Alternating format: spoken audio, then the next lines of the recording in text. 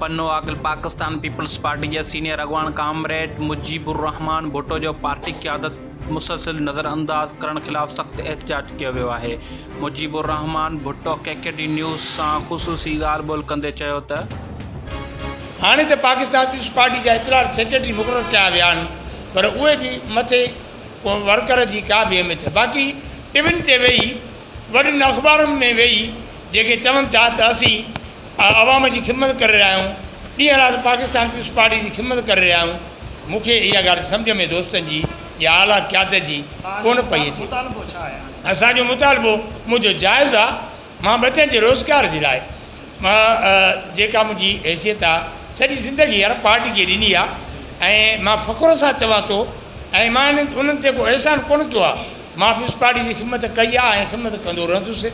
भली हाणे हिन वक़्तु मुंहिंजी औलाद जवानड़ी आहे, उन्हनि खे नौकिरी नंढी वॾी नौकिरी ॾियनि।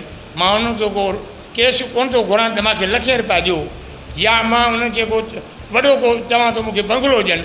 इहे इन बुखियनि खां मां पाण छा घुरंदुमि जेके पाण सॼो ॾींहुं हुअनि। ॾियण वारो रिज़्क़ अलाह आहे, पर जेको मुंहिंजे बचनि जो रोज़गारु आहे बसर नौकिरी आहे नंढी वॾी, मां उन खां का मुख़्तियारकारी कोन थो घुरां, न मां उन्हनि खां का DSP घुरां थो। उहे घर में रखनि, जेके मुंहिंजी घर जे बचनि जो नंढी नौकिरी आहे उहो मुंहिंजे पुट जो हक़ु आहे, इहे ॾियनि। ऐं जेको भुट्टो साहिब जेको फलफसो ॾिनो आहे त सिर हेठि न झुकायो, गंद न झुकायो, पर पंहिंजो हक़ु छीनी वठो। क़यादत खे अपील थो कयां, ख़ुदारा बिलावल भुट्टो साहिबु ऐं पाकिस्तान पीपल्स पार्टी जी आला क़यादत खे टीवियुनि ते वेही इहे हवाल न छॾियो, दिलासा माण्हुनि खे कूड़ा न ॾियो। मैं सिट अची मैदान जॾहिं मां वर्कर पन्नो आकिल में मां हेॾो हिन मीडिया ते आयो आहियां, जॾहिं मुंहिंजी ऐं मुंहिंजे बचनि जी ॼाण नथा ॿुधो त बाक़ी टीवियुनि ते वेही करे हवाल न हणो। इहे अजायूं ॻाल्हियूं न कयो।